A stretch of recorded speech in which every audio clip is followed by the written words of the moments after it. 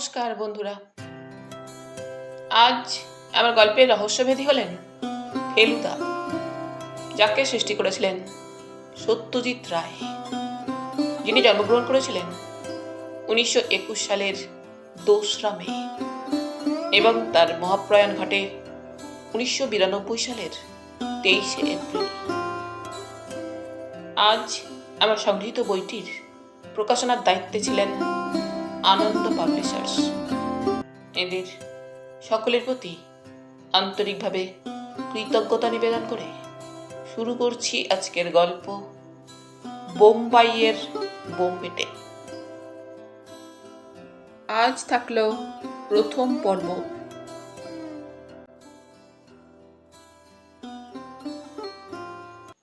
লালমোহন গাঙ্গুলি ওরফে জটায়ুর হাতে মিষ্টির বাক্স দেখে বেশ অবাক হলাম।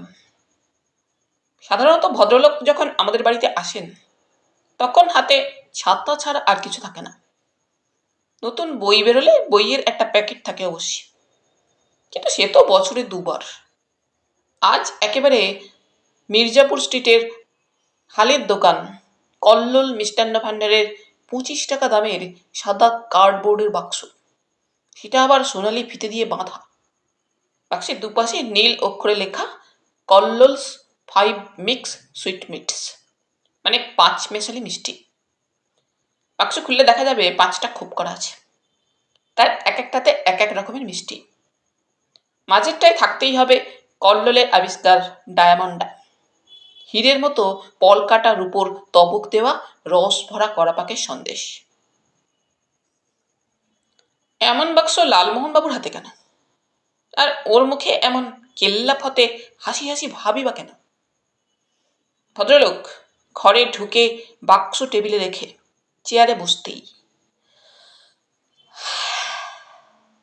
ফেলুদা বলল, বোম্বাইয়ের সুখবরটা বুঝি আজই পেলেন? লালমোহনবাবু প্রশ্নটা শুনে অবাক হলেও তার মুখ থেকে হাসিটা গেল না, কেবল ভুরু দুটো ওপরে উঠল। কি করে বুঝলেন? সাইরেন বাজার 1 ঘন্টা পরে যখন দেখছি আপনার হাতঘড়ি বলছে 3:15, তার মানে টাটকা আনন্দের আতিশয্যে ঘড়িটা পড়ার সময় আর ওটার দিকে চাইতেই পারেননি। স্প্রিং গেছে না দম গেছে? লালমোহনবাবু তার নীল র্যাপারের খসে পড়া দিকটা রোমান কায়দায় বাঁক কাঁধের উপর ফেলে দিয়ে বললেন, 25 চেয়েছিলুম, তা আজ ভোরে ঘুম ভাঙতেই চাকর এসে টেলিগ্রাম ধরিয়ে দিলে। এই যে। লালমোহনবাবু পকেট থেকে একটা গোলাপি টেলিগ্রাম বার করে পড়ে শোনালেন, প্রডিউসার উইলিং অফার 10 ফর বোম্বেতে, প্লিজ কেবল কনসেন্ট।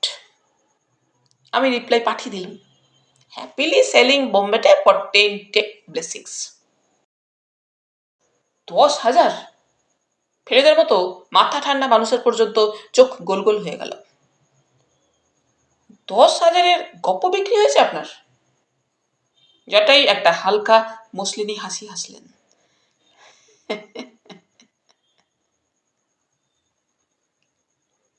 টাকাটা হাতে আসেনি এখনো, ওটা বোম্বে গেলেই পাবো। আপনি বোম্বে যাচ্ছেন? ফেলুদার চোখ আবার গোল। শুধু আমি কেন, আপনারাও, অ্যাট মাই এক্সপেন্স। আপনি ছাড়া তো এই গপ্প দাঁড়াতোই না মশাই। কথাটা যে সত্যি সেটা ব্যাপারটা খুলে বললেই বোঝা যাবে। জটাইয়ের অনেক দিনের স্বপ্ন যে তার একটা গল্প থেকে সিনেমা হয়। বাংলা ছবিতে পয়সা নেই, তাই হিন্দির দিকেই ওর ঝোঁক বেশি। এবারে তাই কোমর বেঁধে হিন্দি সিনেমার গল্প লেখা শুরু করেছিলেন। বোম্বের ফিল্ম লাইনে লালমোহন বাবুর একজন চেনা লোক আছে, নাম পুলক ঘোষাল। আগে গড়পাড়েই থাকতো। লালমোহনবাবুর 2টো বাড়ি পড়ে। কলকাতায় টালিগঞ্জে 3টে ছবিতে সহকারী পরিচালকের কাজ করে রক্ষের মাথায় বোম্বে গিয়ে হাজির হয়। সেখানে এখন সে নিজেই একজন হিট ডিরেক্টর। 3য় পরিচ্ছেদ অবধি গিয়ে গল্প আর এগুচ্ছে না দেখে জটায়ু ফেলুদার কাছে আসেন। ফেলুদা তখনই লেখাটা পড়ে মন্তব্য করে, মাঝপথে আটকে ভালোই হয়েছে মশাই। এ আপনার পণ্ডশ্রম হতো, বোম্বাই নিত না। লালমোহনবাবু মাথা চুলকে বললেন, কি হলে নেবে মশাই বলুন তো? আমি তো ভেবেছিলুম খানকা তো কারেন্ট হিট ছবি দেখে নিয়ে তারপর লিখব। দুদিন কিউয়ে দাঁড়ালুম, একদিন পকেট মার হলো, একদিন সোয়া ঘন্টা দাঁড়িয়ে জানালা অবধি পৌঁছে শুনলাম হাউসফুল। বাইরে টিকিট ব্ল্যাক হচ্ছিল, কিন্তু 12 টাকা খরচ করে শেষটায় কোডোপাইরিন খেতে হবে, সেই ভয়ে পিছিয়ে গেল। শেষে ফেলুদাই একটা ছক কেটে দেবে বলল লালমোহনবাবুর জন্য। বলল, আজকাল ডবল রোলের খুব চল হয়েছে, সেটা জানেন তো? লালমোহনবাবু ডবল রোল কি সেটাই জানেন না। একই চেহারার দুজন নায়ক হয় ছবিতে, সেটা জানেন না? ফেলুদা প্রশ্ন করল।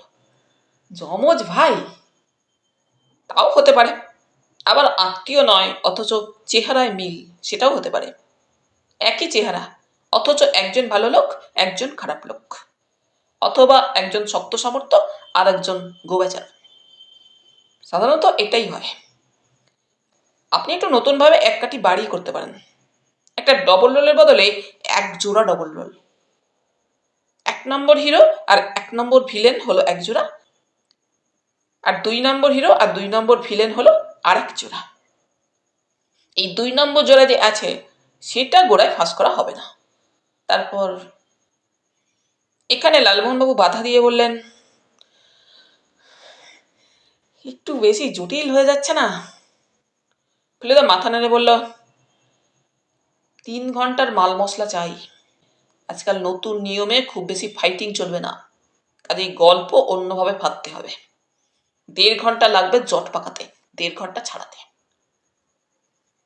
তাহলে ডবল রোলেই কার্যসিদ্ধি হয়ে যাবে বলছেন? তা কেন, আরো আছে, নোট করে নিন। লালমোহনবাবু শ্রুত করে বুক পকেট থেকে লাল খাতা আর সোনালি পেন্সিল বার করলেন। লিখুন, স্মাগলিং চাই, সোনা হিরে গাঁজা চরস যা হোক। 5টি গানের সিচুয়েশন চাই, তার মধ্যে একটি ভক্তিমূলক হলে ভালো। 2টি নাচ চাই, খান 2-3 পশ্চাৎধাবন দৃশ্য বা চেজ সিকুয়েন্স চাই। তাতে অন্তত একটা দামি মোটর গাড়ি পাহাড়ের গা গড়িয়ে ফেলতে পারলে ভালো হয়। অগ্নিকাণ্ডের দৃশ্য চাই, নায়কের গার্লফ্রেন্ড হিসেবে নায়িকা এবং ভিলেনের গার্লফ্রেন্ড হিসেবে ভ্যাম্প বা খলনায়িকা চাই। একটি কর্তব্যবোধ সম্পন্ন পুলিশ অফিসার চাই। নায়কের ফ্ল্যাশব্যাক চাই, কমিক রিলিফ চাই। গপ্প যাতে ঝুলে না পড়ে তার জন্য দ্রুত ঘটনা পরিবর্তন ও দৃশ্যপট পরিবর্তন চাই। বার কয়েক পাহাড়ে বা সমুদ্রের ধারে গল্পকে নিয়ে ফেলতে পারলে ভালো, কারণ এক নাগাড়ে স্টুডিওর বদ্ধ পরিবেশে শুটিং চিত্রতারকাদের স্বাস্থ্যের পক্ষে হানিকর। বুঝেছেন তো? লালমোহনবাবু ঝড়ের মতো লিখতে লিখতে মাথা নেড়ে হ্যাঁ বুঝিয়ে দিলেন। আর সব শেষে এটা একেবারে মাস্ট চাই, হ্যাপি এন্ডিং। তার আগে অবশ্যই বার কয়েক কান্নার স্রোত বইয়ে দিতে পারলে শেষটা জমে ভালো। লালমোহনবাবু সেদিনই হাত ব্যথা হয়ে গিয়েছিল। তারপর গল্প নিয়ে ঝাড়া 2 মাসের ধস্তধস্তিতে ডান হাতের 2টো আঙুলে কড়া পড়ে গিয়েছিল। ভাগ্যে সে সময়টা ফেলুদার কলকাতার বাইরে কোনো কাজ ছিল না। কেদার সরকারের রহস্যজনক খুনের তদন্তের ব্যাপারে ওকে সবচেয়ে বেশি দূর যেতে হয়েছিল ব্যারাকপুর, কারণ লালমোহনবাবু সপ্তাহে 2বার করে ফেলুদার কাছে এসে ধর্ণা দিচ্ছিলেন। তা সত্ত্বেও জটায়ুর 32 নম্বর উপন্যাস বোম্বাইয়ের বোম্বেটে মহালয়ার ঠিক পরেই বেরিয়ে যায়। আর গল্পটা যেরকম দাঁড়িয়েছিল তার থেকে ছবি করলে আর যাই হোক, সেই ছবি দেখে কোডোপাইরেন খেতে হবে না। হিন্দি ছবির মাল মশলা থাকলেও তাতে হিন্দি ছবির ছেড়ে দেওয়া কেঁদে বাঁচি বাড়াবাড়িটা নেই। পাণ্ডুলিপির একটা কপি পুলক ঘোষালকে আগেই পাঠিয়েছিলেন লালমোহনবাবু। 3 দশেক আগে চিঠি আসে যে গল্প পছন্দ হয়েছে আর খুব শিগগিরই কাজ আরম্ভ করে দিতে চান পুলকবাবু। চিত্রনাট্য তিনি নিজেই করেছেন, আর হিন্দি সংলাপ লিখেছেন ত্রিভুবন গুপ্তে, যার এক একটা কথা নাকি এক একটা ধারালো চাকু, সোজা গিয়ে দর্শকের বুকে বিধে হলে পায়রা উড়িয়ে দেয়। এই চিঠির উত্তরে লালমোহনবাবু ফেলুদাকে কিছু না বলেই তার গল্পের দাম হিসাবে 25,000 হাঁকেন। আর তার উত্তরেই আজকের টেলিগ্রাম। আমার মনে হলো 25 যে লালমোহনবাবু যে একটু বাড়াবাড়ি করেছিলেন সেটা উনি নিজেই বুঝতে পেরেছেন। গরম চায়ে চুমুক দিয়ে আধবোঝা চোখে একটা আহ শব্দ করে লালমোহনবাবু বললেন,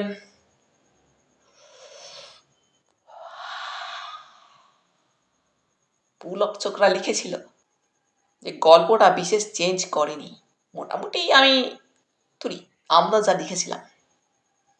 ফেলুদা হাত তুলে লালমোহনবাবুকে থামিয়ে বলল, আপনি বহুবচনটা না ব্যবহার করলেই খুশি হব। কিন্তু আহা, শেক্সপিয়ারও তো অন্যের গল্পে সাহায্য নিয়ে নাটক লিখেছে। তা বলে তাকে কি কেউ কখনো আমাদের হ্যামলেট বলতে শুনেছে? কখনো না। উপাদানে আমার কিছুটা কন্ট্রিবিউশন থাকলেও পাচক তো আপনি। আপনার মতো হাতের তার কি আর আমার আছে? লালমোহনবাবু কৃতজ্ঞতায় কান অবধি হেসে বললেন, থ্যাংক ইউ স্যার। যাই হোক, যা বলছিলাম, কেবল একটিমাত্র মাইনর চেঞ্জ করেছি গপ্পে। কিরকম? সে আর বলবেন না মশাই, তাজ্জব ব্যাপার। আপনি শুনলেই বলবেন টেলিপ্যাথি। হয়েছে কি, আমার গপ্পের স্মাগলার ঢুন্ডিরাম ধুরন্ধরের বাসস্থান হিসাবে একটা 43 তলা বাড়ির একটা ফ্ল্যাটের উল্লেখ করেছিল। আপনি খুঁটিনাটির ওপর নজর দিতে বলেন, তাই বাড়িটার একটা নামও দিয়েছিলাম, শিবাজি কাসল।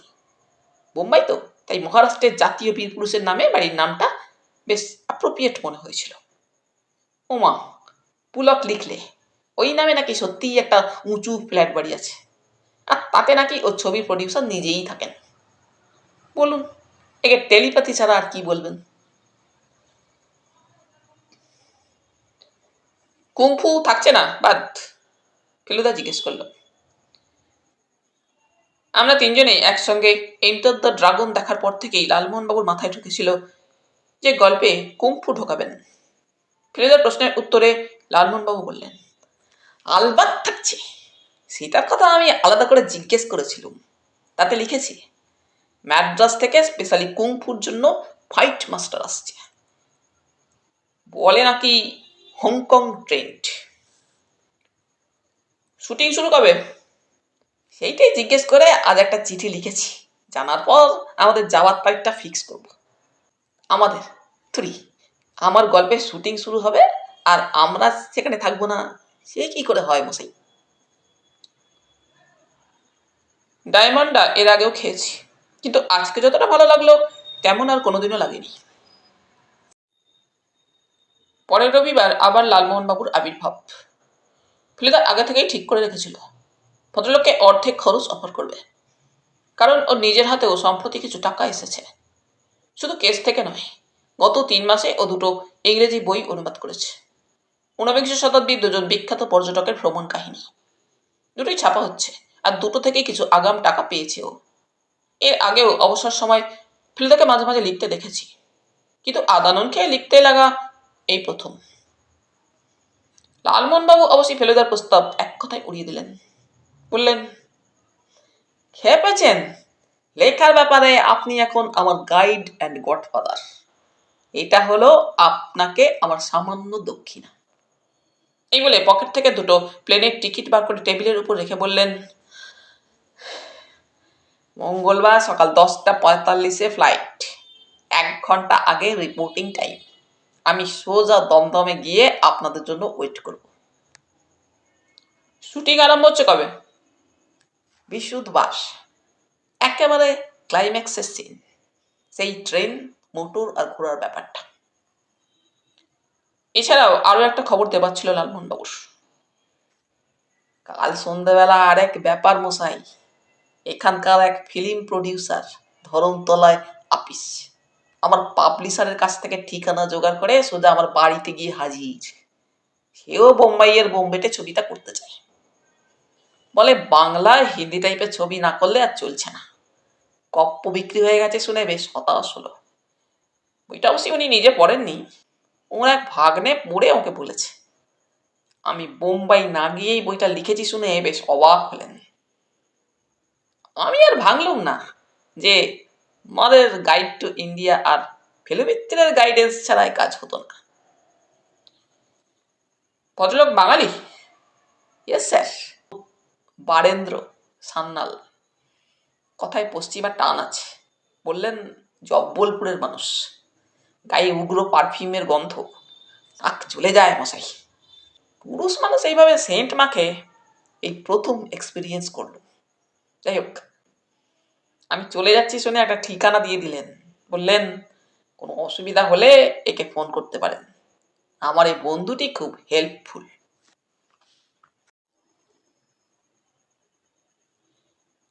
কলকাতায় ডিসেম্বরে বেশ শীত পড়লেও বোম্বেতে নাকি তেমন ঠান্ডা পড়ে না। আমাদের ছোট দুটো সুটকেসেই সব ম্যানেজ হয়ে গেল। মঙ্গলবার সকালে উঠে দেখি কুয়াশায় রাস্তার ওপারে পল্টুদের বাড়িটা পর্যন্ত ভালো করে দেখা যাচ্ছিল না। প্লেন ছাড়বে তো? আশ্চর্য, 9টার মধ্যে সব হাফ হয়ে গিয়ে ঝকঝকে রোদ উঠে গেল। ভিআইপি রোডে এমনিতেই শহরের চেয়ে বেশি কুয়াশা হয়, কিন্তু আজ দেখলাম তেমন কিছু নয়। এয়ারপোর্টে যখন পৌঁছলাম তখন প্লেন ছাড়তে 50 মিনিট বাকি। লালমোহনবাবু আগেই হাজির। এমনকি বোর্ডিং কার্ডও দেখলাম উকি মারছে পকেট থেকে। বললেন, কিছু মনে করবেন না ফেলবাবু, লম্বা কিউ দেখে ভাবলুম যদি জানালার ধারে সিট না পাই, তাই আগে ভাগেই ছেড়ে রাখলুম। এইচ রো, এখন হয়তো দেখবেন কাছাকাছি সিট পেয়ে গেছেন। আপনার হাতে ওটা কি? কি বই কিনলেন? লালমোহনবাবুর বগলে একটা ব্রাউন কাগজের প্যাকেট দেখে আমার মনে হয়েছিল উনি নিজের বই সঙ্গে নিয়ে যাচ্ছেন, ওখানে কাউকে দেবেন বলে। ফেরুদার প্রশ্নের জবাবে ভদ্রলোক বললেন, কিনবো কি মশাই, সেই সান্যাল, সেদিন যার কথা বলেছিলাম, সে দিয়ে গেল এই মিনিট 10 আগে। উপহার? নো স্যার, বোম্বে এয়ারপোর্টের লোক এসে নিয়ে যাবে। আমার নাম ধাম তাকে জানিয়ে দিয়েছেন। কোনো এক আত্মীয়ের কাছে যাবে বই। তারপর একটু হেসে বললেন, ইয়ে, একটা বেশ অ্যাডভেঞ্চারের গন্ধ পাচ্ছেন না? পাওয়া মুশকিল, বলল ফেলুদা। কারণ ভারত কেমিক্যালসের গুলবাহার সেন্টের গন্ধ আর সব গন্ধকে ম্লান করে দিয়েছে। গন্ধটা আমিও পেয়েছিলাম। সান্যাল সে এমনই সেন্ট মাখেন যে তার সুবাস এই প্যাকেটে পর্যন্ত লেগে রয়েছে। যা বলেছেন স্যার, সায় দিলেন জটায়ু। অনেক সময় শুনেছি এইভাবে লোক উল্টো পাল্টা জিনিসও চালান দেয়। সে তো বটেই। বুকিং কাউন্টারে তো নোটিশই লাগানো আছে যে অচেনা লোকের হাত থেকে চালান দেওয়ার জন্য কোনো জিনিস নেওয়াটা বিপজ্জনক। অবশ্যই এ ভদ্রলোককে টেকনিক্যালি ঠিক অচেনা বলা চলে না। আর প্যাকেটটাও যে বইয়ের সেটা সন্দেহ করার কোনো কারণ দেখছি না। প্লেনে তিনজনে পাশাপাশি জায়গা পেলাম না। লালমোহনবাবু আমাদের 3টে সারি পিছনে জানলার ধারে বসলেন। ফ্লাইটে বলবার মতো তেমন কিছু ঘটেনি। কেবল লাউডস্পিকারে ক্যাপ্টেন দত্ত যখন বলছেন আমরা নাগপুরের উপর দিয়ে যাচ্ছি, তখন পিছন ফিরে দেখি লালমোহনবাবু সিট ছেড়ে উঠে প্লেনের লেজের দিকটায় চলেছেন। শেষটায় একজন এয়ার হোস্টেস ওকে থামিয়ে উল্টো দিক দেখিয়ে দিতে ভদ্রলোক আবার সারা পথ হেঁটে সোজা পাইলটের দরজা খুলে ককপিটে ঢুকে তক্ষুনি বেরিয়ে এসে জিপ কেটে বাঁদিকে দরজা দিয়ে বাথরুমে ঢুকলেন। নিজের সিটে ফেরার পথে আমার উপর ঝুঁকে পড়ে কানে ফিসফিস করে বলে গেলেন, আমার পাশের লোকটিকে এক ঝলক দেখে নাও, হাইজ্যাকার হলে আশ্চর্য হব না। মাথা ঘুরিয়ে দেখে বুঝলাম জটায়ু অ্যাডভেঞ্চারের জন্য একেবারে হুন্নে হয়ে না থাকলে ওরকম নিরীহ নেই থুতনি মানুষটাকে কখনো হাইজ্যাকার ভাবতেন না। সান্তাক্রুজে প্লেন ল্যান্ড করার ঠিক আগেই লালমোহনবাবু ব্যাগ থেকে বইটা বার করে রেখেছিলেন। ডোমেস্টিক লাউঞ্জে ঢুকে আমরা তিনজনেই এদিক ওদিক দেখছি। এমন সময়, মিস্টার গাঙ্গুলি, শুনে ডাইনে ঘুরে দেখি গাঢ় লাল রঙের টেরিলিনের শার্ট পরা একজন লোক মাদ্রাজি টাইপের এক ভদ্রলোককে প্রশ্নটা করে তার দিকে অত্যন্ত আগ্রহের সঙ্গে চেয়ে আছে। ভদ্রলোক একটু যেন বিরক্তভাবেই মাথা নেড়ে না বলে লোকটিকে পাশ কাটিয়ে চলে গেলেন। আর লালমোহনবাবু বই হাতে লাল শার্টের দিকে এগিয়ে গেলেন। I am Mr. Ganguly and this is from Mr. Sanyal, এক নিঃশ্বাসে বলে ফেললেন জটায়ু। লাল শার্ট বইটা নিয়ে ঘাড় বেঁকিয়ে ধন্যবাদ জানিয়ে চলে গেলেন। আর লালমোহনবাবু কর্তব্য সেরে নিশ্চিন্তে হাত ঝাড়লেন।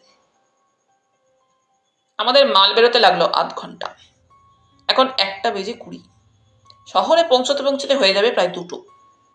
পুলক ঘোষাল গাড়ির নম্বরটা জানিয়ে দিয়েছিলেন আগেই। দেখলাম সেটা একটা গেরুয়া রঙের স্ট্যান্ডার্ড। ড্রাইভারটি বেশ শৌখিন ও ফিটফাট। হিন্দি ছাড়া ইংরেজিটাও মোটামুটি জানে। কলকাতার 3জন অচেনা লোকের জন্য ভাড়া খাটতে হচ্ছে বলে কোনো রকম বিরক্তির ভাব দেখলাম না, বরং লালমোহনবাবুকে যেরকম একটা সেলাম ঠুকলো, তাতে মনে হলো কাজটা পেয়েছি কৃতার্থ। ড্রাইভারই খবর দিল যে শহরের ভিতরেই শালিমার হোটেলে আমাদের থাকার বন্দোবস্ত হয়েছে, আর পুলকবাবু বিকেল 5:30টার সময় হোটেলে এসে আমাদের সঙ্গে দেখা করবেন। গাড়ি আমাদের জন্য রাখা থাকবে, আমরা যখন খুশি যেখানে ইচ্ছা যেতে পারি। ফেলুদা অবশ্য এখানে আসবার আগে ওর অভ্যাস মতো বোম্বে সম্বন্ধে পড়াশোনা করে নিয়েছে। ও বলে কোনো নতুন জায়গায় আসার আগে এই জিনিসটা করে না নিলে নাকি সে জায়গায় দূরেই থেকে যায়। মানুষের যেমন একটা পরিচয় তার নামে, একটা চেহারায়, একটা চরিত্রে, আর একটা তার অতীত ইতিহাসে, ঠিক তেমনই নাকি শহরেরও। বোম্বে শহরের চেহারা আর চরিত্র এখনো ফেলুদার জানা নেই, তবে এটা জানে যে শালিমার হোটেল হলো কেমস কর্নারের কাছে। আমাদের গাড়ি হাইওয়ে দিয়ে গিয়ে একটা বড় রাস্তায় পড়ার সঙ্গে সঙ্গে ফেলুদা ड्राइवर के उद्देश्य করে বলল, वो जो टैक्सी है ना MRP3538, उसको पीछे पीछे चलना। কি ব্যাপার মশাই? লালমোহনবাবু জিজ্ঞেস করলেন। একটা সামান্য কৌতূহল, বলল ফেলুদা।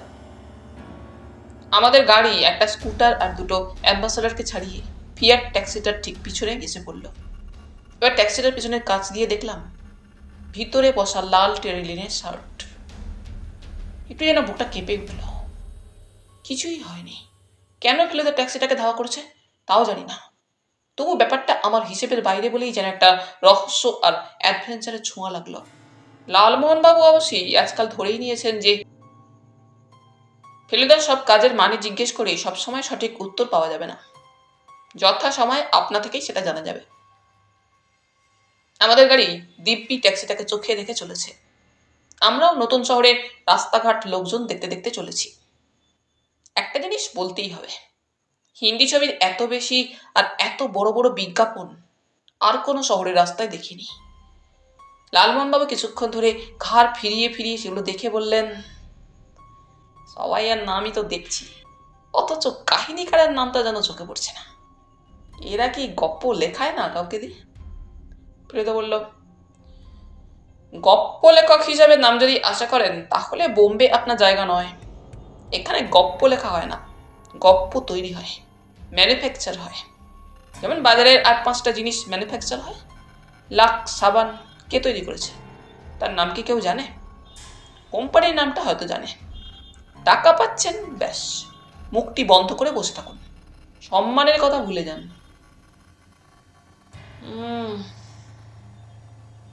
লালমোহনবাবু বেশ চিন্তিত হয়ে পড়লেন।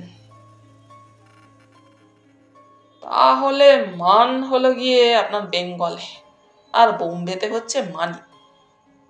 হক কথা বললে ফেলুদা। ফেলুদা যে এলাকাটাকে মহালক্ষ্মী বলে বলল, সেটা ছাড়িয়ে কিছু দূর গিয়ে আমাদের মার্কা মারা ট্যাক্সিটা একটা ডান দিকের রাস্তা ধরলো।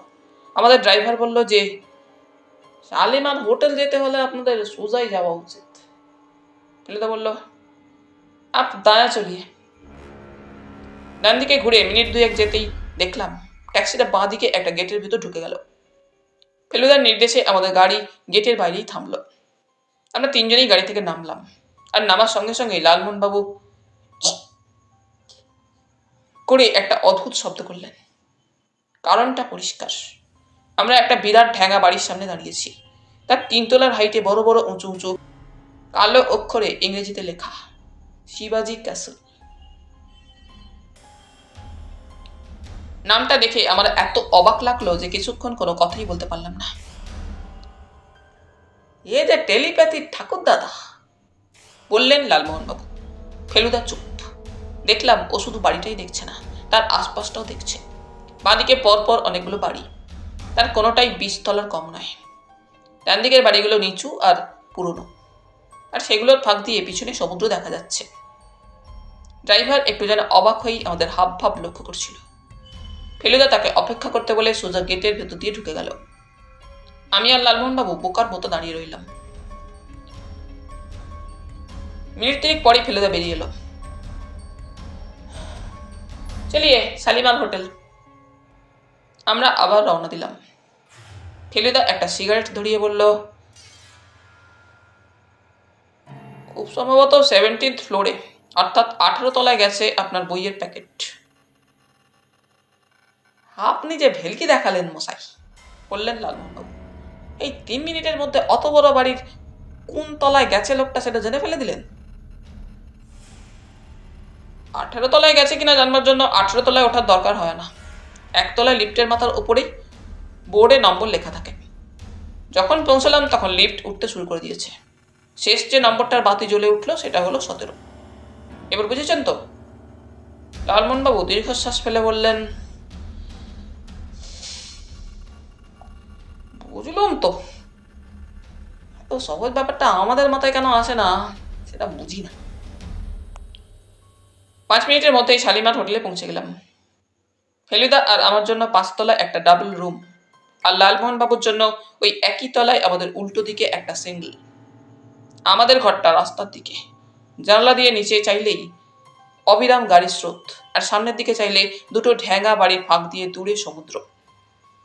বোম্বে যে একটা গমগমে শহর সেটা এই ঘরে বসেই বেশ বোঝা যায়। খিদে পেয়েছিল প্রচণ্ড। হাত মুখ ধুইয়ে 3 জনে গেলাম হোটেলেরই দোতলায় গুলমার্গ রেস্টুরেন্টে। লালমোহনবাবুর ঠোঁটের ডগায় যে প্রশ্নটা এসে আটকে ছিল সেটা খাবারের অর্ডার দিয়েই করে ফেললেন। আপনিও তাহলে অ্যাডভেঞ্চারের গন্ধ পাচ্ছেন ফেলুবাবু? ফেলুদা সরাসরি উত্তর না দিয়ে একটা পাল্টা প্রশ্ন করল। লোকটা আপনার হাত থেকে বইটা নিয়ে কি করলো সেটা লক্ষ্য করেছিলেন? কেন, চলে গেল, বললেন লালমোহনবাবু। ওই তো, কেবল মোটা জিনিসটাই দেখেছেন, সূক্ষ্ম জিনিসটা চোখে পড়েনি। লোকটা খানিক দূরে গিয়েই পকেট থেকে খুচরো পয়সা বার করেছিল। টেলিফোন? আমি বলে উঠলাম, ভেরি গুড তপসে। আমার বিশ্বাস লোকটা এয়ারপোর্টের পাবলিক টেলিফোন থেকে শহরে ফোন করে। তারপর আমরা যখন আমাদের মালের জন্য অপেক্ষা করছিলাম তখন লোকটাকে আবার দেখতে পাই। কোথায়? আমরা যেখানে দাঁড়িয়েছিলাম তার ঠিক বাইরেই প্রাইভেট গাড়ি দাঁড়াবার জায়গা, মনে পড়ছে? হ্যাঁ হ্যাঁ, আমি বলে উঠলাম। লালমোহনবাবু চুপ। লোকটা একটা নীল অ্যাম্বাসাডারে ওঠে। ড্রাইভার ছিল। 5-7 মিনিট চেষ্টা করেও গাড়ি স্টার্ট নেয় না। লোকটা গাড়ি থেকে নেমে এসে ড্রাইভারের ওপর তম্বি করে। কথা না শুনলেও ভাবভঙ্গিতে সেটা পরিষ্কার বোঝা যাচ্ছিল। তারপর লোকটা গাড়ির আশা ছেড়ে চলে যায়। ট্যাক্সি নিতে? এবারে লালমোহনবাবু। এক্স্যাক্টলি। তাতে কি বোঝা যায়? লোকটা ব্যস্ত, ব্যতীত ব্যস্ত। মানে লোকটা তাড়া ছিল। গুড। দৃষ্টি আর মস্তিষ্ক এই দুটোকে সজাগ রাখলে অনেক কিছুই অনুমান করা যায় লালমোহনবাবু। কাজেই আমি যে ট্যাক্সিটাকে ফলো করেছিলাম তার পিছনে একটা কারণ ছিল। কি মনে হচ্ছে বলুন তো আপনার? লালমোহনবাবু সোজা হয়ে বসে কোণি দুটো টেবিলের উপর রেখে প্রশ্নটা করলেন। এখনো কিছুই মনে হচ্ছে না, বলল ফেলুদা। শুধু একটা খটকা। এরপরে আমরা এই ব্যাপারটা নিয়ে আর কোনো কথা বলিনি। 5টা নাগাদ বিশ্রাম করে লালমোহনবাবু আমাদের ঘরে এলেন। 3 জনে বসে চা আনিয়ে খাচ্ছি, এমন সময় দরজায় টোকা।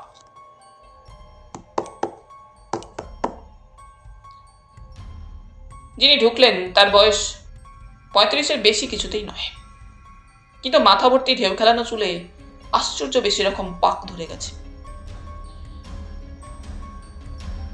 এই যে লালুদা, কেমন? Everything all right? লালুদা? লালমোহনবাবুকে যে কেউ লালুদা ডাকতে পারে সেটা কেন জানি মাপতেই আসে না। বুঝলাম ইনিই হচ্ছেন পুলক ঘোষাল। ফেলুদা আগেই লালমোহনবাবুকে শাসিয়ে রেখেছিল যে ওর আসল পরিচয়টা যেন চেপে রাখা হয়। তাই পুলকবাবুর কাছে ও হয়ে গেল লালমোহনবাবুর বন্ধু। পুলকবাবু আক্ষেপের ভঙ্গিতে মাথা নেড়ে বললেন, দেখুন তো, আপনি লালুদার বন্ধু, এত কাছের মানুষ, আর আমরা হিরোর অভাবে হিমশিম খাচ্ছি। আপনার হিন্দি আছে?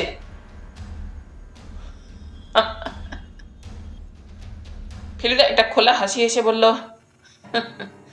হিন্দি তো আসেই না, অভিনয়টা আরই আসে না। কিন্তু হিরোর অভাব কিরকম? আপনাদের তো শুটিং আরম্ভ হয়ে যাচ্ছে শুনলাম। অর্জুন মেরত্রা করছে না? তা তো করছে, কিন্তু অর্জুন কি আর সে অর্জুন আছে? এখন তার হাজার বায়ানাক্কা। এদের আমি হিরো বলি না মশাই, আসলে এরা চোরা ভিলেন, পর্দায় যাই হন না কেন। নাই দিয়ে দিয়ে এদের মাথাটি খেয়ে ফেলেছে এখানকার প্রডিউসাররা। যাকে, পরশু আপনাদের ইনভাইট করে যাচ্ছি, এখান থেকে মাইল 70 দূরে শুটিং। ড্রাইভার জায়গা চেনে, সকাল সকাল বেরিয়ে সোজা চলে আসবেন। এটা গড়ি মানে আমার প্রডিউসার এখানে নেই, ছবি বিক্রির ব্যাপারে দিন সাতেকের জন্য দিল্লি, মাদ্রাজ, কলকাতা ঘুরতে গেছেন। তবে উনি বলে গেছেন আপনাদের আতিথেয়তার যেন কোনো ত্রুটি না হয়। কোথায় শুটিং? ফেলুদা প্রশ্ন করল। Between Khandala and Lonavla. ট্রেনের সিন, প্যাসেঞ্জারের অভাব হলে আপনাদের বসিয়ে দেবো কিন্তু। ভালো কথা, লালমোহনবাবু বললেন। আমরা শিবাজি ক্যাসেল দেখে এলুম। কথাটা শুনে পুলকবাবুর ভুরু কুচকে গেল। সে কি, কখন? এই তো আসার পথে, ধরুন এই 2টো নাগাদ। ও, তাহলে ব্যাপারটা আরো পরে হয়েছে। কি ব্যাপার মশাই? খুন? সে কি, সে কি? আমরা তিনজনে প্রায় একসঙ্গে বলে উঠলাম। ক্ষয়ে হ্রস্ব উ আর ন, এই দুটো পরপর জুড়লে আপনা থেকেই যেন শিউরে উঠতে হয়। আমি খবর পাই এই আধ ঘন্টা আগে, বললেন পুলকবাবু। ও বাড়িতে তো আমার রেগুলার যাতায়াত মশাই। মিস্টার গোড়েও শিবাজি কাসেলেই থাকেন, 12 নম্বর ফ্লোরে। সাধে কি আপনার গপ্পে বাড়ির নাম চেঞ্জ করতে হয়েছে? অবশ্যই উনি নিজে খুব মাইডিয়ার লোক। আপনারা বাড়ির ভেতরে গেছিলেন নাকি? আমি গিয়েছিলাম, বলল ফেলুদা। লিফটের দরজা অবধি। রে বাবা, লিফটের ভেতরেই তো খুন! লাশ শনাক্ত হয়নি এখন। দেখতে গুন্ডা টাইপ। 3টে নাগাদ ত্যাগরাজন বলে ওখানকারই এক বাসিন্দা 3তলা থেকে লিফটের জন্য বেল টেপে। লিফট ওপর থেকে নিচে নেমে আসে। ভদ্রলোক দরজা খুলে ভেতরে ঢুকতে গিয়ে দেখেন এই কাণ্ড। পেটে ছোড়া মেরেছে মশাই। হরিবল ব্যাপার। ওই সময়টায় লিফটে কাউকে উঠতে টুটতে দেখেনি কেউ? প্রশ্ন করলো ফেলুদা। লিফটের আশেপাশে কেউ ছিল না, তবে বিল্ডিং এর বাইরে 2জন ড্রাইভার ছিল। তারা ওই সময়টায় 5-6 জনকে ঢুকতে দেখেছে। তার মধ্যে একজনের গায়ে লাল শার্ট, একজনের কাঁধে ব্যাগ আর গায়ে খয়েরি রঙের। ফেলুদা হাত তুলে পুলকবাবুকে থামিয়ে বলল, ওই দ্বিতীয় ব্যক্তিটি স্বয়ং আমি। কাজেই আর বেশি বলার দরকার নেই। আমার বুকের ভেতরটা ধরাস করে উঠেছে। সর্বনাশ, ফেলুদা কি খুনের মামলায় জড়িয়ে পড়বে নাকি? এনিওয়ে, আশ্বাসের সুরে বললেন পুলক ঘোষাল, উনি আপনি চিন্তা করবেন না। আপনিও না লালুদা, আপনার গপ্পে শিবাজি ক্যাসেলে স্মাগলার থাকে লিখেছেন, তাতে আর ভয়ের কি আছে বলুন? বোম্বের কোন অ্যাপার্টমেন্টে স্মাগলার থাকে না? মিসায় আর কটাকে ধরেছে? এ তো সবে খোসা ছাড়ানো চলছে এখন, শ্বাসে পৌঁছাতে অনেক দেরি। সারা শহরটাই তো স্মাগলিং এর উপর দাঁড়িয়ে আছে। ফেলুদাকে বেশ চিন্তিত মনে হচ্ছিল, তবে সে ভাবটা কেটে গেল আর একজন লোকের আবির্ভাবে। দ্বিতীয় টোকা শব্দ হতেই পুলকবাবু চেয়ার ছেড়ে, এই বোধহয় ভিক্টর বলে উঠে গিয়ে দরজা খুললেন। চাবুকের মতো শরীরওয়ালা মাঝারি হাইটের একজন লোক ঘরে ঢুকলো। পরিচয় করিয়ে দিই লালুদা, ইনি হলেন ভিক্টর পেরুমল, হংকং ট্রেন্ড কুংফুর এক্সপার্ট। ভদ্রলোক দিব্যি খোলতাই হেসে আমাদের সকলের সঙ্গে হ্যান্ডশেক করলেন। ভাঙা ভাঙা ইংরেজি বলেন, পুলকবাবু বললেন, আর হিন্দি তো বটেই, যদিও ইনি দক্ষিণ ভারতের লোক। আর ইনি শুধু কুংফু শেখান না, এর স্টান্টেরও জবাব নেই। ঘোড়া থেকে চলন্ত ট্রেনের উপর লাফিয়ে পড়ার ব্যাপারটা হিরোর ভাইয়ের মেকআপ নিয়ে ইনিই করবেন। আমার ভদ্রলোককে দেখে কেন জানি বেশ ভালো লেগে গিয়েছিল। হাসিটার মধ্যে সত্যি একটা খোলসা ভাব আছে। তার উপরে স্টান্টম্যান শুনে ভদ্রলোকের উপর একটা ভক্তিভাবও জেগে উঠল। যারা সামান্য কটা টাকার জন্য দিনের পর দিন নিজেদের জীবন বিপন্ন করে আর তার জন্য বাহবা নিয়ে যায় প্রক্সি দেওয়া হিরোগুলো, তাদের সাবাস বলতেই হয়। ভিক্টর পেরুমল বললেন, তিনি শুধু কুংফুই জানেন না, আই নো মক্কাইরি অলসো। মক্কাইরি? সে আবার কি? ফেলুদের যে এত জ্ঞান, ও বলল জানে না। আর লালমোহনবাবুর কথা তো ছেড়েই দিলাম, কারণ উনি নিজের লেখা ছাড়া বিশেষ কিছু পড়েন টরেন না। পেরুমাল বলল, মক্কাইরি হচ্ছে নাকি একরকম ফাইটিং, যেটা করার জন্য পা শূন্যে তুলে হাতে হাঁটতে হয়। এটা নাকি হংকংয়ে চালু হয়েছে মাত্র মাস 6 হলো, যদিও জন্মস্থান জাপান। এটাও রয়েছে নাকি ছবিতে? লালমোহনবাবু যেন কিঞ্চিত ভয়ে ভয়ে জিজ্ঞেস করলেন। পুলক ঘোষাল হেসে মাথা নাড়লেন। এক কুংফুর ঠেলাই আগে সামলাই। 11 জন লোককে সকাল বিকেল ট্রেনিং দিতে হচ্ছে, সেই নভেম্বরের গোড়া থেকে। আপনি তো লিখে খালাস, যক্ষি তো পোয়াতে হচ্ছে আমাদের। অবশ্যই আপনারা যে শুটিংটা দেখবেন তাতে কুংফু নেই, এতে দেখবেন স্টান্টম্যানের খেলা। ক্লাস ছবি হবে আপনার গপ্প থেকে লালুদা, কুছ পরোয়া নেই। পুলক ঘোষাল আর ভিক্টর চলে যাওয়ার পর ফেলুদা সোফা ছেড়ে উঠে গিয়ে জানালাটা খুলে দিল, আর সঙ্গে সঙ্গে রাস্তার ট্রাফিকের শব্দে ঘর ভরে গেল। অবশ্যই 5 তলা হওয়াতে তার জন্য কথা বলতে অসুবিধা হচ্ছিল না। আসলে আমাদের কারুরই এয়ার কন্ডিশনিংয়ের অভ্যেস নেই, ভালোও লাগে না। বাইরের শব্দ আসুক, তার সঙ্গে খাঁটি বাতাসটাও তো ঢুকছে। জানলা থেকে ফিরে এসে সোফায় বসে ফেলুদা একটু যেন গম্ভীরভাবেই বলল, লালমোহনবাবু, অ্যাডভেঞ্চারের গন্ধটা যেরকম উগ্র হয়ে উঠেছে সেটা বেশ অস্বস্তিকর। আপনি এই প্যাকেটটা চালানের ভার না নিলেই পারতেন। আমি যদি তখন থাকতাম তাহলে আপনাকে বারণ করতাম। কি করি বলুন? লালমোহনবাবু কাঁচুমাচু হয়ে বললেন। ভদ্রলোক বললেন আমি এরপরে যে গল্পটা লিখবো সেটা যেন ওর জন্য রিজার্ভ করে রাখি। তারপরে আর কি করে না বলি বলুন? ব্যাপারটা কি জানেন, এয়ারপোর্টে যখন সিকিউরিটি চেক হয় তখন নিয়ম হচ্ছে প্যাসেঞ্জারের কাছে মোড়ক জাতীয় কিছু থাকলে সেটা খুলে দেখা। আপনাকে নিরীহ মনে করে আপনার বেলা সেটা আর করেনি। খুললে কি বেরোতো কে জানে? ওই প্যাকেটের সঙ্গে যে ওই খুনের সম্বন্ধ নেই তা কে বলতে পারে? লালমোহনবাবু গলা খাঁকড়ে মিনমিন করে বললেন, কিন্তু একটা বইয়ের প্যাকেটে আর বই মানেই যে বই তাও তো নাও হতে পারে। আংটির মধ্যে বিষ রাখার ব্যবস্থা থাকতো রাজা বাদশাদের আমলে, সেটা জানেন? সে আংটিকে শুধু আংটি বললে কি ঠিক হবে? আংটিও বটে, বিষাধারও বটে।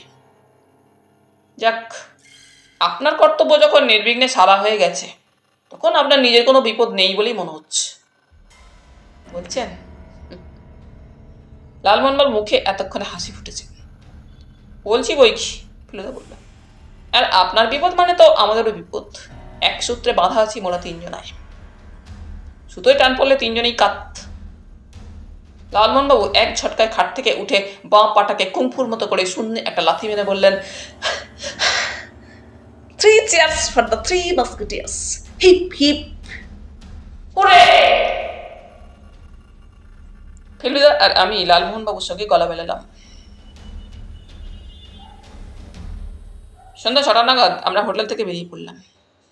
পায়ে হেঁটে ঘুরে না থাকলে নতুন শহর দেখা হয় না, এটা আমরা 3 জনেই বিশ্বাস করি। যোধপুর, কাশী, দিল্লি, গ্যাংটক সব জায়গাতেই আমরা এই জিনিসটা করেছি, বোম্বেতেই বা করবো না কেন? হোটেল থেকে বেরিয়ে ডান দিকে কিছু দূর গেলেই, যাকে কেম্পস কর্নার বলে, সেখানে একটা দুর্দান্ত ফ্লাইওভার পড়ে। প্রকাণ্ড প্রকাণ্ড তাগড়াই থামের উপর দিয়ে ব্রিজের মতো রাস্তা, তার ওপরেও ট্রাফিক, নিচেও ট্রাফিক। আমরা ব্রিজের তলা দিয়ে রাস্তা পেরিয়ে গিবস রোড দিয়ে দক্ষিণ দিকে চলেছি। ফেরুদা ডান দিক দেখিয়ে দিল পাহাড়ের গা দিয়ে হ্যাঙ্গিং গার্ডেন্স যাওয়ার রাস্তা। এই পাহাড়ের নামই মালাবার হিলস। মাইলখানেক এগিয়ে যেতে সামনে সমুদ্র পড়ল। আপিস ফেরত গাড়ির স্রোত এড়িয়ে রাস্তা পেরিয়ে 1 কোমর উঁচু পাথরের পাঁচিলের ধারে গিয়ে দাঁড়ালাম। পাঁচিলের পিছন দিকে সমুদ্রের জল এসে আছড়ে আছড়ে পড়ছে। রাস্তাটা বাঁদিক দিয়ে সোজা পূর্বে চলে গিয়ে গোল হয়ে ঘুরে শেষ হয়েছে সেই একেবারে দক্ষিণে, যেখানে আকাশছোঁয়া বাড়িগুলো ঝাপসা হয়ে আছে বিকেলের পড়ন্ত রোদে। ওই ধনুকের মতো রাস্তাটা নাকি ম্যারিন ড্রাইভ। লালমোহনবাবু বললেন, মাগলারি বলুন আর যাই বলুন, পাহাড় আর সমুদ্র মিলিয়ে বোম্বে একেবারে চ্যাম্পিয়ন শহর মশাই। পাঁচিলের ধার দিয়ে আমরা মেরিন ড্রাইভের দিকে এগোতে লাগলাম। বাদিক দিয়ে পিমড়ে শাড়ির মতো গাড়ি চলেছে। কিছুক্ষণ হাঁটার পর লালমোহনবাবু আর একটা মন্তব্য করলেন। এখানে বোধহয় সিএমডিএ নেই, আছে কি? রাস্তায় খানাকন্দ নেই বলে বলছেন তো? এয়ারপোর্ট থেকে আসার সময় লক্ষ্য করেছিলাম যে গাড়িতে চলেছি অথচ লাফাচ্ছি না, অবিশ্বাস্য।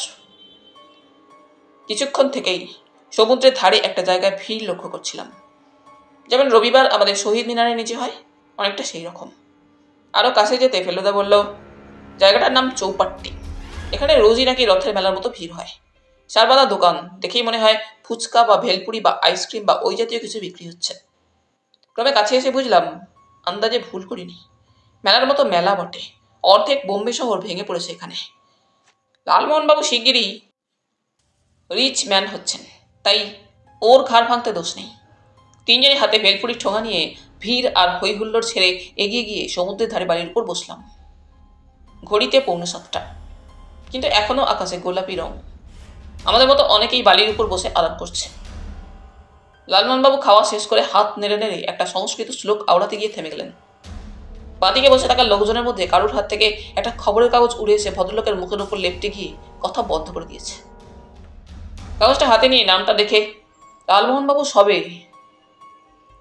ইভিনিং নিউজ কথাটা বলেছেন, এমন সময় ফেলুদা তার হাত থেকে সেটা ছিনিয়ে নিল। নামটা পড়লেন আর তার নিচে হেডলাইনটা চোখে পড়ল না। আমরা তিনজনে একসঙ্গে কাগজটার উপর ঝুঁকে পড়লাম। হেডলাইন হচ্ছে মার্ডার ইন অ্যাপার্টমেন্ট লিফট, আর তার নিচেই যে খুন হয়েছে তার ছবি। যাক, এটা হলে আমাদের লাল শার্ট নয়। খবরে বলেছে খুনটা হয়েছে 2টো থেকে 2:30-এর মধ্যে। খুনি এখনো ধরা পড়েনি, তবে পুলিশ অনুসন্ধান চালাচ্ছে। যে খুন হয়েছে তার নাম মঙ্গলরাম সেঠি, চোরা কারবারিদের সঙ্গে যুক্ত ছিল। বেশ কিছুদিন থেকেই পুলিশ খুঁজছে। লিফটে বেশ ধস্তাধস্তি হয়েছিল, তারও নাকি প্রমাণ পাওয়া গেছে। ক্লুয়ের মধ্যে নাকি এক টুকরো কাগজ পাওয়া গেছে মৃতদেহের পাশে। কাগজে একজনের নাম ছিল, নামটা হচ্ছে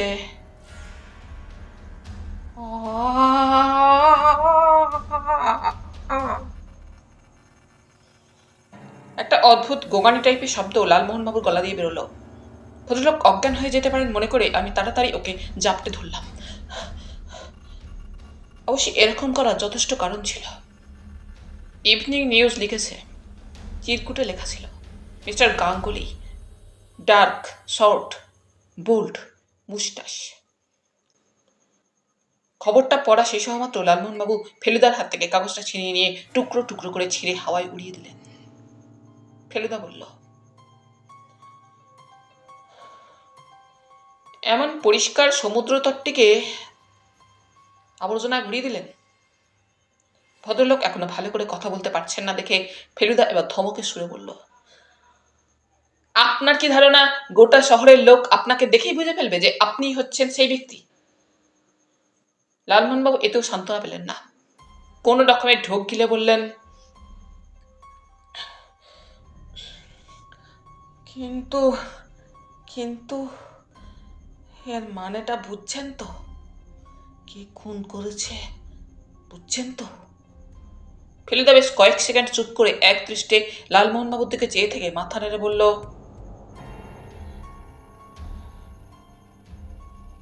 লালুদা, 4 বছর আমার সংসর্গ লাভ করেও মাথা ঠান্ডা করে ভাবা শিখলেন না। কেন কেন? লাল শার্ট? লাল শার্ট কি? কাগজটা লাল শার্টেরই হাত থেকে লিফটে পড়েছে সেটা ধরে নিলেও তাতে কি প্রমাণ হচ্ছে? তার মানেই যে সে খুন করেছে তার কি প্রমাণ? আপনার কাছ থেকে প্যাকেট পাওয়ার পর তার সঙ্গে আপনার সম্পর্ক শেষ, এটা তো ঠিক। তাহলে কাগজটার তার আর কোনো প্রয়োজন থাকে না। লিফটে ওঠার সময় সেটা পকেটে রয়ে গেছে দেখে সে সেটা লিফটেই ফেলে দিল। এমন ভাবতে খুব কষ্ট হচ্ছে কি? লালমোহনবাবু তবুও ঠান্ডা হলেন না। আপনি যাই বলুন, লাশের পাশে যখন আমার নাম আর ডেসক্রিপশন লেখা কাগজ পেয়েছে তখন আমার চরম ভোগান্তি আছে, এ আমি স্পষ্ট দেখতে পাচ্ছি। রাস্তা একটাই, তাকে তো আর চুল গজাবে না, হাইটও বাড়বে না, আর কমপ্লেক্সনও চেঞ্জ হবে না। আছে একটা গোঁফ, আপনি যাই বলুন, এই গোঁফ আমি কালই হাওয়া করে দেব। আর হোটেলের লোকেরা কি ভাববে? তারা কি আর ইভিনিং নিউজ পড়েনি ভেবেছেন? খুনের খবর 90% লোকে পড়বে। মানুষের স্বভাবই ওই। আমার ধারণা আপনি গোপ ছাটলে দৃষ্টিটা এবং সেই সঙ্গে সঙ্গে সন্দেহটা আরো বেশি করে আপনার উপর পড়বে। আকাশের লালটা যখন বেগুনি হয়ে এসেছে পাংশুটের দিকে যেতে শুরু করেছে, পশ্চিমে চেরা মেঘের ফাঁকে শুকতারাটা পূবের ম্যারিন ড্রাইভের হাজার আলোর মালার সঙ্গে একা পাল্লা দিতে দিতে ধুকপুক করছে, তখন আমরা উঠে পড়ে গা থেকে বালি ঝেড়ে আবার মানুষ আর দোকানের ভিড় পেরিয়ে বড় রাস্তায় গিয়ে একটা ট্যাক্সি ধরে হোটেলমুখো হলাম। রিসেপশন কাউন্টারে চাবি চাইবার সময় দেখলাম লালমোহনবাবু হাতটা যেদিকে বাড়ালেন, মুখটা তার উল্টো দিকে ঘুরিয়ে রাখলেন। কিন্তু তাতেও রেহাই নেই। উল্টো দিকে লবিতে বসা 7 জন দেশি বিদেশি লোকের 3 জনের হাতে ইভিনিং স্ট্যান্ডার্ডের সামনের পাতাতেও খুনের খবর আর মৃতদেহের ছবি। খবরের মধ্যে টেকো বেটে গুফো রংময়লা মিস্টার গাঙ্গুলির উল্লেখ নেই। হতেই পারে না। লালমোহনবাবু শেষ পর্যন্ত আর গোপটা কামাননি। রাত্রে ঘুম হয়েছিল কিনা জিজ্ঞাসা করতে বললেন, যতবারই চোখ ঢুলে এসেছে ততবারই মনে হয়েছে ওর ঘরটা লিফটের মতো ওঠানামা করছে, আর তার ফলে তন্দ্রা ছুটে গেছে। পুলকবাবু কাল রাত্রেই ফোন করে বলেছিলেন আজ সকাল 10টায় এসে আমাদের স্টুডিওতে নিয়ে যাবেন। আমরা 8টায় ব্রেকফাস্ট সেরে রাস্তায় বেরিয়ে পেডার রোড দিয়ে খানিক দূরে হেঁটে একটা পানের দোকান থেকে দিব্যি মিঠে পান কিনে 9:45 হোটেল ঢুকতেই কেমন যেন একটা চাপা উত্তেজনার ভাব লক্ষ্য করলাম। কারণ আর কিছুই না, পুলিশ এসেছে। একজন ইন্সপেক্টর গোছের লোক কাউন্টারের সামনে দাঁড়িয়েছিলেন। হোটেলের কর্মচারী একটা ইঙ্গিত করতেই তিনি ঘুরে লালমোহন বাবুর দিকে চাইলেন। ইন্সপেক্টরের চাহনিতে যদিও কোনো হুমকির ভাব ছিল না। পাশে একটা খট শব্দ শুনে বুঝলাম লালমোহন বাবুর দুটো হাঁটুতে ঠোকাঠুকি লেগে গেছে। ইন্সপেক্টর হাসি মুখে লালমোহন বাবুর দিকে এগিয়ে গেলেন। ফেলুদা শান্তভাবে লালমোহন বাবুর পিঠে একটা মৃদু চাপ দিয়ে বুঝিয়ে দিল, নার্ভাস হবেন না, ঘাবড়াবার কিছু নেই। ইন্সপেক্টর পটবর্ধন, সিআইডি থেকে আসছি। আপনি মিস্টার গাঙ্গুলি? এই রে, লালমোহনবাবু ইংরেজি বাংলা গুলিয়ে ফেলেছেন। পটবর্ধন ফেলুদার দিকে চাইলেন। আপনারা? ফেলুদা পকেট থেকে ওর প্রাইভেট ইনভেস্টিগেটর লেখা কার্ডটা বার করে দিল। পটবর্ধন সেটা পড়ে ফেলুদার দিকে একটা জিজ্ঞাসু দৃষ্টি দিলেন। মিটার, আপনি কি এলোরা সেই মূর্তি চুরির? ফেলুদা তার এক পিসে হাসিটা হেসে মাথা নেড়ে হ্যাঁ বলল। Glad to meet you sir, হাত বাড়িয়ে বললেন Patwardhan. You did a very good job there. ফেলুদার বন্ধু বলে লালমোহনবাবুর খাতির বেড়ে গেল ঠিকই, কিন্তু জেরার হাত থেকে তিনি রেহাই পেলেন না। কথা হলো হোটেলের ম্যানেজারের ঘরে বসে। পটবর্ধন যা বললেন তাতে জানলাম যে মৃতদেহের গায়ে নাকি অনেক আঙুলের ছাপ পাওয়া গেছে, তবে খুনি এখনো ধরা পড়েনি। কিন্তু একজন লাল শার্ট পরা লোক যে এয়ারপোর্ট থেকে শিবাজি ক্যাসেলে এসেছিল, সেটা পুলিশ বার করেছে ট্যাক্সিওয়ালাটা সন্ধান বার করে।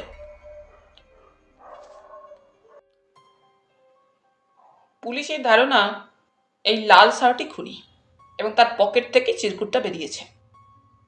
লালমোহনবাবুর কথা শুনে অবশ্যই পটবর্ধনের ধারণা আরও বদ্ধমূল হলো। বললেন, এটা বুঝতেই পারছিলাম যে লোকটা গাঙ্গুলি নামে কাউকে মিট করতে গিয়েছিল এয়ারপোর্টে। আমরা গতকাল সকাল থেকে দুপুরের মধ্যে যত প্লেন সান্টা ক্রুজে নেমেছে তার প্রত্যেকটাই প্যাসেঞ্জার লিস্ট দেখে ক্যালকাটা ফ্লাইটে গাঙ্গুলি নামটা পাই। তারপর এখানের প্রত্যেক হোটেলে খোঁজ করি। দেখলাম শালিমার হোটেলে দুপুরে এসেছেন মিস্টার এল গাঙ্গুলি। পটবর্ধনের আসল যেটা জানার ছিল সেটা হচ্ছে এই ব্যাপারে লালমোহনবাবুর ভূমিকাটা কি, অর্থাৎ ওই কাগজে তার নাম আর চেহারার বর্ণনা থাকবে কেন। লালমোহনবাবু মিস্টার সান্যালের ব্যাপারটা বলাতে পটবর্ধন বললেন, who is this Sanyal? How well do you know him? লালমোহনবাবু যা বলবার বললেন। সান্যালের ঠিকানা জিজ্ঞাসা করাতে বাধ্য হয়ে বলতে হলো উনি জানেন না। সবশেষে ইন্সপেক্টর পটবর্ধন ঠিক ফেলুদার মতো করেই সাবধান করে দিলেন লালমোহনবাবুকে। বললেন, ঠিক এইভাবেই নিরীহ নির্দোষ লোকের হাত দিয়ে আজকাল চোরাই মাল পাচার হচ্ছে। কাঠমান্ডু থেকে কিছু দামি মণিমুক্ত এদেশে এসেছে বলে আমরা খবর পেয়েছি। শুনেছি তার মধ্যে নাকি নানা সাহেবের বিখ্যাত 9 লাখা হারও আছে। সিপাহী বিদ্রোহের সময় একজন নানা সাহেব ব্রিটিশদের বিরুদ্ধে লড়েছিল বলে ইতিহাসে পড়েছি। পটবর্ধন সেই নানা সাহেবের কথা বলছিল কিনা জানি না। আমার বিশ্বাস এই প্যাকেটটা তো কোনো চোরাই মাল ছিল, বললেন পটবর্ধন। যে গ্যাং এটা কলকাতা থেকে পাঠিয়েছে তারই বিরুদ্ধে গ্যাংয়ের কেউ খবর পেয়ে শিবাজি কাসলের আশেপাশে ঘুরঘুর করছিল। সেই লক্ষ্মী লাল শার্টকে আক্রমণ করে, ফলে লাল শার্টের হাতে তার মৃত্যু হয়। লালমোহনবাবু ধরেই নিয়েছিলেন যে তার নাম লেখা কাগজ পুলিশের হাতে পড়াতে ওর ফাঁসি না হয় যাবজ্জীবন দ্বীপান্তর হবেই। তোর কয়েকটা উপদেশ বাক্য শুনে ছাড়া পেয়ে যাওয়াতে ভদ্রলোকের চেহারায় নতুন জেদলা এসে গেল। পুরবাবু 10টা বলে এলেন প্রায় 11টায়। পুলিশের ব্যাপারটা শুনে বললেন, আর বলবেন না, কাল কাগজ দেখেই বুকটা ছ্যাঁত করে উঠেছে। লালুদার সঙ্গে নাম ডেসক্রিপশন সব মিলে যাচ্ছে, অথচ পুরো ব্যাপারটাই আমার কাছে রহস্য। সান্যালের ঘটনাটা শুনে বললেন, কোন সান্যাল বলুন তো? ওহি সান্যাল, মাঝারি হাইট, চোখ দুটো একটু বসা, থুতনিতে খাঁচ কাটা। থুতনি তো দেখিনি ভাই, দাড়ি আছে, বোধ হয় আগে রাখতেন না। আমি 2 বছর আগের কথা বলছি।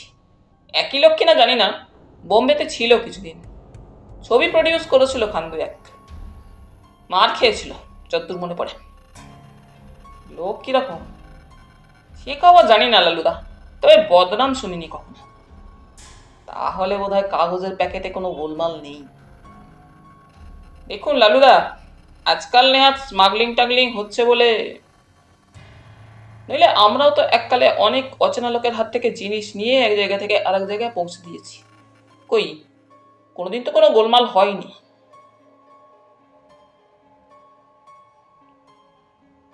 যে গাড়িটা কাল ব্যবহার করেছিলাম সেটাতেই আমরা 4 জনে মহালক্ষ্মীর ফেমাস স্টুডিওতে গিয়ে হাজির হলাম।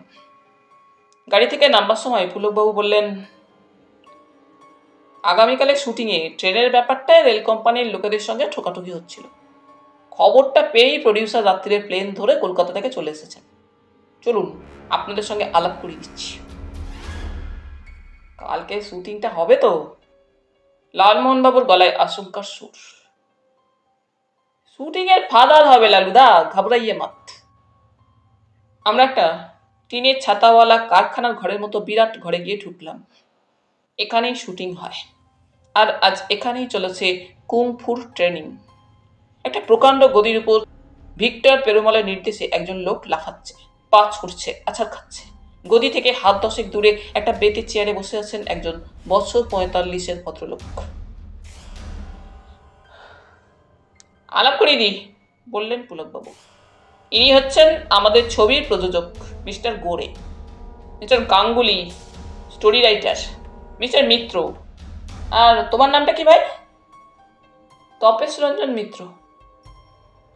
মিস্টার গোরের গাল দুটো আপেলের মতো, মাথার ঠিক মাঝখানে একটা চকচকে টাক, আর চোখ দুটো সামান্য কটা। ভুঁড়িটা নিশ্চয়ই ইদারিং হয়েছে, কারণ শখ করে এত টাইট জামা কেউ পরে না। পুলকবাবু আলাপ করিয়ে দিয়ে হাওয়া, কারণ কালকের শুটিং এর নাকি অনেক তোড়জোড় আছে। বলে গেলেন, 1:30টায় ফিরছি লালুদা, আমার সঙ্গে লাঞ্চ খাচ্ছেন আপনারা। গোড়ে আমাদের খুব খাতির টাতির করে চেয়ার আনিয়ে বসতে দিলেন। নিজে লালমোহনবাবুর পাশে বসে বললেন, আপনি এলেন বলে আমি খুব খুশি হলাম। সে কি, আপনি তো দিব্যি বাংলা বলেন। লালমোহনবাবু বোধহয় তার 10,000 পাওনার কথাটা ভেবেই একটু বেশি খুলে তারিফ করলেন। আমার ফাদারের বিজনেস ছিল ক্যানিং স্ট্রিটে। 3 years I was a student in Don Bosco. Then ফাদারের ডেথ হলো, আমি আঙ্কেলের কাছে চলে এলাম মুম্বাই। স্যার তখন থেকেই আই এম হিয়ার। দেখেন ফিল্ম লাইন আর this is my first venture. গড়ে বাংলা জানেন দেখেই বোধহয় লালমোহনবাবু বেশ উৎসাহের সঙ্গে সান্নাল থেকে শুরু করে আজকের পুলিশের জেরা অবধি সব ঘটনা ভদ্রলোককে বলে ফেললেন। তাতে মিস্টার গোড়ে শব্দ করে সহানুভূতি জানিয়ে বললেন, আজকাল কাউকে বিশ্বাস করা যায় না মিস্টার গাঙ্গুলি। আপনি এলিমেন্ট রাইটার, আপনার হাতে চোরাই মাল পাচার হবে ভাবতে শরম লাগে। এবার ফেলুদাও যোগ দিল কথায়। আপনি তো শিবাজি ক্যাসেলে থাকেন বলে শুনলাম। হ্যাঁ, 2 মাস হলো আছি। হরিবল মার্ডার। ইভিনিং ফ্লাইটে এসেছি আমি, বাড়ি ফিরেছে রাত 11টা। At that time also there was a big crowd in the street. High rise building में खून खराबी होने से बहुत हुज्जत। ये 17th ফ্লোরে কে থাকে জানেন? 17th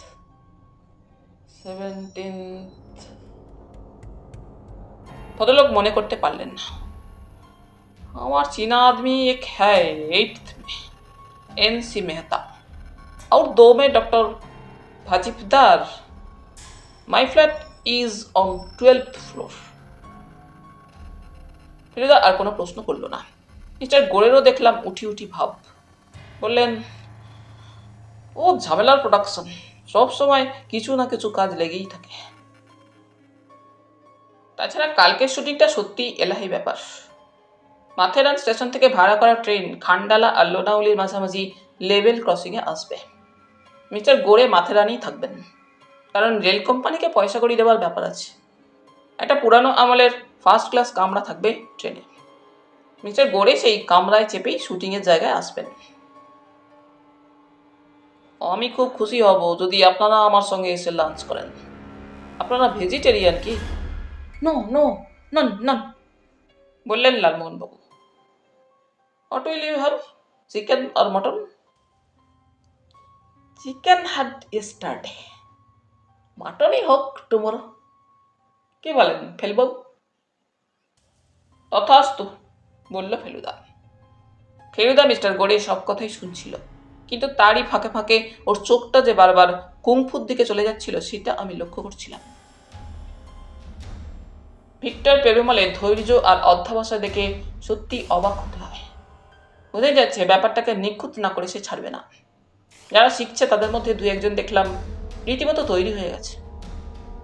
পেরুমলকেও দেখছিলাম কাজের ফাঁকে ফাঁকে ফেলুদার দিকে দেখছে।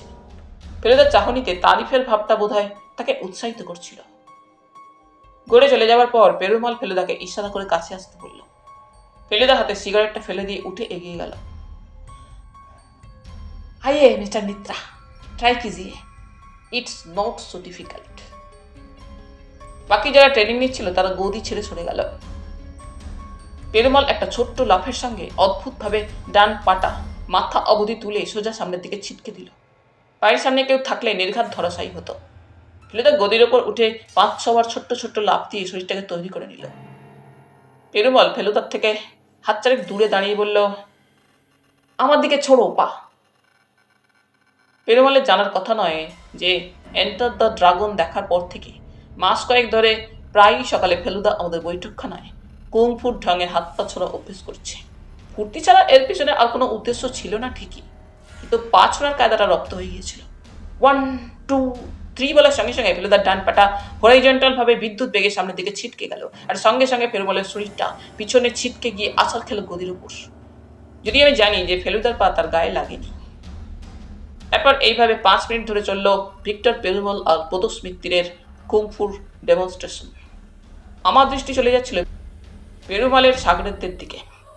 1.5 মাস ধরে লাভ ঝাঁপ করে যাদের জিভ বেরিয়ে এসেছে, এটা দেখে ভালো লাগলো যে হিংসার চেয়ে প্রশংসার ভাবটাই তাদের মুখে বেশি প্রকাশ পাচ্ছে। 5 মিনিটের শেষে যখন দুজনে হ্যান্ডশেক করে পরস্পরের পিঠ চাপড়াচ্ছে, তখন সকলে হাততালি দিয়ে উঠল। 2টো নাগাদ পুলকবাবু আর সংলাপ লেখক ত্রিভুবন গুপ্তের সঙ্গে আমরা ওয়র্লির কপার চিমনি রেস্টুরেন্টে লাঞ্চ খেতে ঢুকলাম। দেখে মনে হয় তিল ধরার জায়গা নেই, কিন্তু পুলকবাবু আমাদের জন্য একটা টেবিল আগে থেকেই রিজার্ভ করে রেখেছেন। লালমোহনবাবু বললেন, আমাদের ছবির নামটা কি হচ্ছে ভাই পুলক? নামের কথাটা অবশ্যই আমারও অনেকবার মনে হয়েছে, কিন্তু জিজ্ঞেস করার সুযোগটাও আসেনি। বোম্বাইয়ের বোম্বেতে নাম যে থাকবে না সেটা আমিও আন্দাজ করেছিলাম। আর বলবেন না লালুদা, বললেন পুলকবাবু, নাম নিয়ে কি কম হুজ্জুত গেছে? যা ভাবি তাই দেখি হয় হয়ে গেছে, না হয় অন্য কোনো পার্টি রেজিস্ট্রি করে বসে আছে। তাহলে বন্ধুরা, আজ এই পর্যন্তই। গল্প পাঠ তোমাদের ভালো লেগে থাকলে তোমাদের কাছে আবারও অনুরোধ থাকলো, লাইক, শেয়ার এবং সাবস্ক্রাইব করে তোমাদের মূল্যবান মতামত পাঠানোর জন্য। ধন্যবাদ।